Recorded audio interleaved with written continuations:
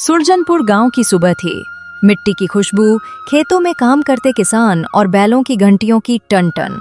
गांव के बीचों बीच धूल भरी गली से एक नौजवान आता दिखाई देता है। कंधे पर बैग, आंखों में सपना, चेहरे पर हल्की मुस्कान। वो है रवि नागपाल, शहर का पढ़ा लिखा लड़का जो अपने गांव लौटा था, कुछ नया करने, कुछ बदलने के सपने के साथ। रवि के मन में बस एक ही ख्याल था, अगर शहर में लोग इतना अच्छा खा सकते हैं तो गांव वाले क्यों नहीं।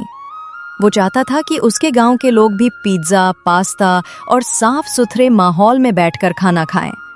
यही सोच लेकर वो सरपंच जी के घर की ओर बढ़ता है। नमस्ते सरपंच जी, मैं रवि, नागपाल साहब का बेटा। शहर से आया हूँ कुछ काम के सिलसिले में। अरे नागपाल का बेटा, अरे बेटा, अंदर आओ अंदर आओ। कैसे हैं तुम्हारे माता पिता? और तू तो अब पूरा शहरिया बन गया रे।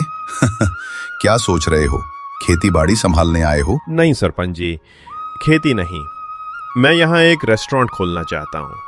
ऐसा होटल जहाँ गांव वाले साफ सुथरे माहौल में बैठकर कुछ नया चख सके। सोचा क्यों ना गांव में ही शहर जैसा स्वाद लाया जाए। रेस्टोरेंट? अरे बेटा, ये तो बड़ा विचार है, पर गांव में लोगों की आदतें अलग होती हैं। यहाँ तो लोग दाल रोटी से ही खुश रहते हैं। तू सोच समझकर कदम रखना। मुझे पता है सरपंच जी, पर बदलाव किसी ना किसी को तो शुरू करना पड़ता है। मैं बस यही चाहता हूँ कि गांव वाले भी कुछ नया महसूस करें, जैसे मैं शहर में करता था। सरपंच ने रवि को गौर से देखा। एक तरफ उसकी आंखों में मासूम जुनून था, तो दूसरी तरफ अनुभवहीनता की झलक भी। वो समझ गए थे, ये लड़का सिर्फ होटल नहीं, एक सपना बनाने आया है। बेटा, मेहनत करना, पर लोगों का दिल जीतना सबसे जरूरी होता है। यहाँ का हर इंसान रिश्ते से चलता है, दाम से नहीं, समझे? जी सरपंच जी, मैं समझ गया। मैं कोशिश करूंगा कि मेरा काम ही मेरा परिचय बने। सरपंच ने सिर हिलाकर रवि को आशीर्वाद दिया। रवि मुस्कुराता हुआ बाहर निकल गया, मन में उम्मीद, आंखों में चमक और कदमों में दृढ़ता। उसे क्या पता था, ये नई शुरुआत ही एक दिन पूरे गांव की सोच बदल देगी। गांव की गली में चलते हुए रवि की नजर अचानक एक पुराने लकड़ी के बोर्ड पर पड़ी, जिस पर बड़े मोटे अक्षरों में लिखा था हरिदास ढाबा। धुएं से भरा चूल्हा, मिट्टी की खुशबू और टीन की छत के नीचे बैठी भीड़। कहीं बच्चे समोसे तोड़ रहे थे तो कहीं किसान लस्सी के ग्लास टकरा रहे थे।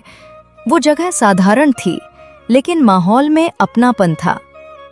रवि ने चारों ओर देखा और मुस्कुराते हुए अंदर चला गया। नमस्ते काका, एक थाली मिल जाएगी क्या? अरे आओ बेटा आओ, नई शक्ल है, पहली बार दिखे हो हमारे ढाबे पर। कहाँ से आए हो? जी, शहर से आया हूँ काका, यहीं कुछ काम शुरू करने की सोच रहा हूँ। वाह रे बेटा, शहर छोड़कर गांव का रुख किया, ये तो बड़ी बात है। बोलो, क्या काम करने की सोच है? एक रेस्टोरेंट खोलने का मन है काका, थोड़ा साफ सुथरा, शहर की तरह, ताकि गांव वाले भी कुछ नया चखें। ढाबे में बैठे एक बूढ़े किसान की आवाज बीच में। अरे काका, शहर वाला खाना गांव में कौन खाएगा? हमारे दांत तो अब पराठे और प्याज के ही आदी हैं। अरे चुप कर रे भोला। देख बेटा, सपना तो अच्छा है, पर यहाँ लोगों को पेट से ज्यादा दिल जीतना पड़ता है। हमारे यहाँ तो सालों से यही दाल रोटी सब्जी पराठे चलते आ रहे हैं और सब खुश हैं, सब संतुष्ट हैं। काका, ये थाली की खुशबू बता रही है कि आप लोगों ने सच में दिल से बनाया है, पर कभी कभी बदलाव भी जरूरी होता है ना? बदलाव बुरा नहीं बेटा, बस ध्यान रखना, जो भी बदलो उसमें गांव की मिट्टी की महक बनी रहे, वरना स्वाद खो जाएगा। रवि ने मुस्कुराकर हामी भरी, पर उसके मन में कुछ और चल रहा था। मैं कुछ नया करूंगा, जो इन सब ने पहले कभी न देखा हो। ढाबे के चूल्हे की लपटों में जैसे उसके सपनों की चिंगारियां जलने लगीं। वो जानता था, गांव की इस साधारण जगह से उसकी बड़ी कहानी की शुरुआत होने वाली है। दिन बीतते गए और रवि ने अपने सपने को आकार देना शुरू कर दिया।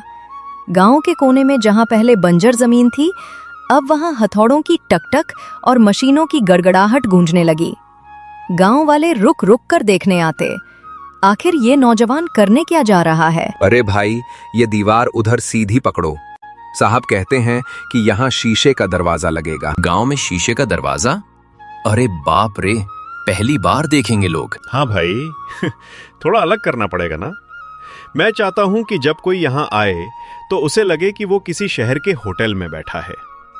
बस काम जल्दी पूरा करो, बारिश आने वाली है। रवि दिन रात मेहनत में लगा रहा। कभी मजदूरों के साथ ईंटें उठाता, कभी खुद पेंट में हाथ लगा देता। धूल में सना उसका चेहरा, लेकिन आंखों में चमक और उम्मीद। अरे देखो तो कैसा बड़ा घर बना रहा है शहर वाला, लगता है कोई साहूकार है। नहीं बहन, वो नागपाल का बेटा है। सुना है होटल बनाएगा। अब गांव में होटल भी खुलेगा रे। होटल खोलेगा? अरे यहाँ लोग 5 रुपए की चाय पर जगर लेते हैं और ये देगा पिज्जा। चलो देखते हैं कितने दिन चलता है। रवि ने सबकी बातें सुनी, लेकिन कुछ नहीं कहा। वो बस मुस्कुराया और अपने काम में लग गया। उसे भरोसा था, सपने अगर सच्चे हों तो ठोकरें भी रास्ता दिखाती हैं। शाम का समय, रवि होटल के सामने खड़ा है। आधा बन चुका भवन। अरे बेटा रवि, कितनी मेहनत कर रहा है तू, दिन रात यहाँ ही दिखता है। अरे काका नमस्ते हाँ, अब बस थोड़ा काम बाकी है। देखना, जब पूरा बनेगा ना तो गांव के लोग गर्व से कहेंगे ये हमारा होटल है। धीरे धीरे दीवारें उठीं, शीशे लगे और सिटी टेस्ट रेस्टोरेंट का सपना साकार होने लगा। गांव के बच्चे रोज शाम को वहां आकर झांकते और कहते, वाह कितना सुंदर बनेगा ये। किसी को मजाक लगा, किसी को हैरानी, पर रवि के लिए ये जगह सिर्फ ईंट और दीवार नहीं थी, ये उसके सपनों की नींव थी। कई हफ्तों की मेहनत के बाद वो दिन आखिर आ ही गया, जिसका इंतजार रवि को और देखने की उत्सुकता पूरे गांव को थी। सिटी टेस्ट रेस्टोरेंट अब बनकर तैयार था। चमचमाते शीशे, साफ सुथरी टेबलें और दरवाजे पर बड़ा सा बोर्ड, स्वागत है सिटी टेस्ट रेस्टोरेंट में। अरे वाह रे, देखो तो पूरा होटल तो किसी शहर जैसा लग रहा है। हाँ भाई, अब तो लग रहा है हमें भी सूट बूट पहनना पड़ेगा अंदर जाने के लिए। भाई और बहनों नमस्ते। आज मैं रवि नागपाल आप सबका धन्यवाद करना चाहता हूं। आपके सहयोग और दुआओं से आज हमारा सिटी टेस्ट रेस्टोरेंट खुल रहा है। मुझे उम्मीद है यहां आपको सिर्फ खाना नहीं, एक नया अनुभव मिलेगा। सबसे पहले जो अंदर आए वो और कोई नहीं, गांव के अपने हरिदास काका थे। सफेद धोती, कंधे पर गमछा और चेहरे पर वही पुरानी प्यारी मुस्कान। अरे बेटा रवि, हमें बुलाए बिना ही सारा जलवा दिखा दिया। चलो आज तुम्हारे हाथ का खाना खाकर देखते हैं शहर का स्वाद गांव में कैसा लगता है। अरे काका, आप आए, यही मेरे लिए सबसे बड़ा आशीर्वाद है। आइए अंदर आइए आप ही मेरे पहले ग्राहक होंगे। अरे अच्छा, तो हम ही शगुन के पहले ग्राहक। चलो काकी, बच्चों को भी साथ ले आओ, आज शहर का खाना चखते हैं। अरे हाँ हाँ, आ रही हूँ। बच्चों चलो बेटा, रवि भैया ने बुलाया है। काका, ये रहा हमारा मेन्यू देखिए, इसमें सब कुछ है। पिज्जा, पास्ता, चाउमीन, मंचूरियन और हाँ, आपकी पसंद की आलू की सब्जी और पराठा भी रखा है। चलो भाई, सबका ऑर्डर ले लो रवि, और जल्दी से बनवाओ। आज गांव की जनता शहर के स्वाद की जांच करेगी। जी काका, अभी लाया। कुछ ही देर में खाने की खुशबू पूरे रेस्टोरेंट में फैल गई। हरिदास काका ने पहला निवाला उठाया, स्वाद चखा और कुछ पल के लिए चुप हो गए। क्या हुआ काका, अच्छा नहीं है क्या? नहीं बेटा, स्वाद तो अच्छा है, पर जो मिट्टी की महक ढाबे की रोटी में होती है ना, वो किसी चीज में नहीं। लेकिन तेरी मेहनत देखकर लगता है एक दिन तेरे होटल की भी अपनी खुशबू होगी बेटा। बस काका, यही दुआ चाहिए। उस दिन सिटी टेस्ट रेस्टोरेंट ने अपनी पहली थाली परोसी थी, जिसमें सिर्फ खाना नहीं, रवि का सपना भी परोसा गया था। लोग जाते जाते कहते, अच्छा बना है पर थोड़ा अलग है। रवि मुस्कुराता रहा, क्योंकि उसे पता था हर नए स्वाद को वक्त लगता है अपनापन पाने में। कहते हैं सपनों की शुरुआत हमेशा जोश से होती है, लेकिन उनकी परीक्षा आती है चुपचाप। रवि का सिटी टेस्ट रेस्टोरेंट अब गांव में चर्चा का विषय बन चुका था। पहले कुछ हफ्ते शानदार बीते, भीड़, तारीफें और हर चेहरे पर मुस्कान। लेकिन फिर सब कुछ बदलने लगा। पहले हफ्ते में 30 टेबल भरी रहती थी, अब पूरे दिन में बस 5 ग्राहक आते हैं। क्या हो रहा है ये? साहब, आज भी 3 ऑर्डर ही आए हैं। क्या कल से टाइमिंग घटा दे? नहीं रे मोहन, सब ठीक हो जाएगा। लोगों को बस थोड़ा वक्त चाहिए समझने में। इतनी मेहनत, इतना खर्च, फिर भी लोग नहीं आ रहे। क्या मेरी सोच ही गलत थी? फोन की घंटी बजती है। हेलो। मिस्टर रवि नागपाल, जी, बोल रहा हूँ। मैं स्टेट बैंक ऑफ इंडिया से बोल रहा हूँ। आपके नाम से जो बिजनेस लोन जारी किया गया था, उसकी पहली EMI की तारीख निकल चुकी है, लेकिन भुगतान अभी तक नहीं हुआ है। जी सर, पता है सर, बस थोड़ा समय चाहिए। अभी होटल नया है, खर्चे ज्यादा हो गए हैं, कृपया थोड़ा मोहलत दीजिए। देखिए रवि जी, बैंक आपकी स्थिति समझता है, पर नियम सबके लिए समान है। अगर आप अगली किश्त भी मिस करते हैं तो हमें कानूनी प्रक्रिया शुरू करनी पड़ेगी। सर, मैं कोशिश करूंगा। 1 हफ्ते में सब ठीक कर दूंगा। फोन कटने के बाद होटल में बस खामोशी गूंज रही थी। कभी जिस जगह लोगों की हंसी सुनाई देती थी, आज वहां बस रवि की सांसों की आवाज थी। रवि ने स्कीमें निकाली, छूट दी, यहाँ तक कि बच्चों के लिए फ्री आइसक्रीम डे भी रखा, पर भीड़ नहीं लौटी। लोग फिर से हरिदास काका के पुराने ढाबे पर लौट चुके थे। हे भगवान, कहाँ गलती कर दी मैंने? सब कुछ तो सही किया था, फिर भी लोग क्यों नहीं आ रहे? कभी कभी स्वाद में नहीं, भावना में कमी रह जाती है। रवि को अभी ये समझना बाकी था कि गांव वाले खाना नहीं, अपनापन खाते हैं, और यही बात उसे आने वाले दिनों में सीखनी थी। बहुत कठिन रास्ते से जिज्ञासा में वो धीरे धीरे हरिदास काका के ढाबे की ओर चल पड़ा। वो जगह फिर से लोगों से भरी हुई थी। मजदूर, किसान और बच्चे, सबके चेहरों पर संतोष था। भाई नमस्ते, आज भी इतनी भीड़? अरे ओ शहर वाले, तू? हाँ भाई, यहाँ तो हर रात मेला लगता है। हरिदास काका की दाल में जो जादू है ना, वो किसी के पास नहीं। जादू? ऐसा क्या खास है इसमें? देखो भाई, बात सिर्फ खाने की नहीं है, यहाँ हर रोटी में अपनापन है।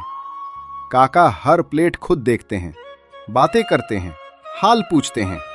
हम यहाँ सिर्फ पेट नहीं भरते, दिल भी भर जाता है। हाँ भैया, हम जैसे लोग तो बस यही ढूंढते हैं, गरम खाना और गर्म जोशी। शायद यही तो मेरी गलती थी। मैंने सिर्फ होटल बनाया, घर नहीं। रवि की आंखों में समझ की चमक थी। वो अब जान चुका था कि सफलता सिर्फ सजावट से नहीं, संवेदनाओं से आती है। ढाबे की उस गुनगुनाहट में उसे वो सीख मिली जो किसी किताब में नहीं मिलती। अरे भाई, आज की दाल में थोड़ा प्यार ज्यादा डाल दिया है।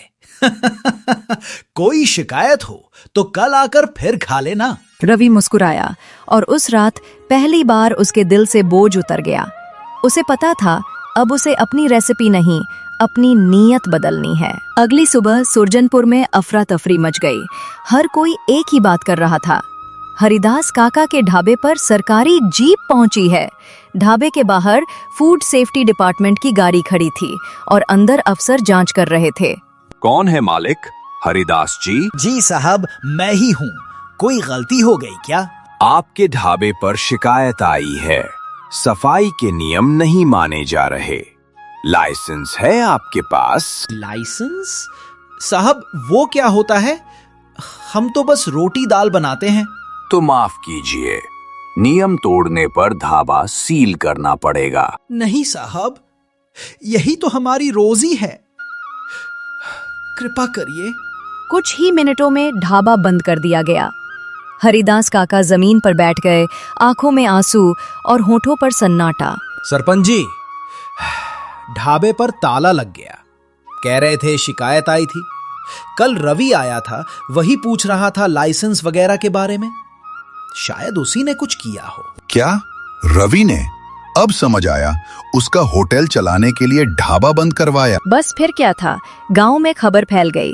लोग लाठियां, पत्थर लेकर रवि के होटल की ओर दौड़ पड़े। जिस भीड़ ने कभी रवि की तारीफ की थी, आज वही भीड़ उसे गुनहगार कह रही थी। सिटी टेस्ट रेस्टोरेंट की चमकदार दीवारों के पीछे अब एक डरा हुआ रवि खड़ा था, जिसे अभी तक सच का पता भी नहीं था। रवि, निकल बाहर, तूने हमारे हरिदास काका का ढाबा बंद करवाया। शर्म नहीं आई तुझे? क्या? नहीं सरपंच जी, मैंने कुछ नहीं किया।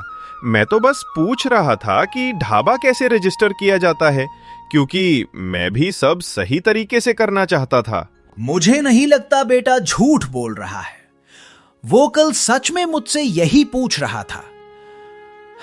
शायद किसी और ने झूठी शिकायत की हो। भीड़ में सन्नाटा छा गया। इंस्पेक्टर की रिपोर्ट आई।